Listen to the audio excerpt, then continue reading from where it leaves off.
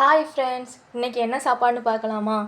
எங்கள் வீட்டுக்காரர் கொஞ்சம் உடம்பு முடியலை, அதனால் எல்லாமே ஹெல்த்தியான சாப்பாடாக செஞ்சுருக்கேன். பருப்பு குழம்பு, இது வந்து தூத்துக்குடி ஸ்டைல்னு வச்சது. எங்கள் ஊருக்காரங்க யாராவது பார்த்தீங்கன்னா கமெண்ட் பண்ணுங்கள், ஓகேவா? இதுதான் எங்கள் ஊரில் பருப்பு குழம்பு, நல்லாயிருக்கும். அப்புறம் வந்து வாழைப்பூ பொரியல் பாருங்கள். வாழைப்பூ பொரியல் நல்லது, வயிற்று புண்ணுக்கெலாம் நல்லது. எங்கள் வீட்டுக்காருக்காக ஸ்பெஷலாக வச்சது.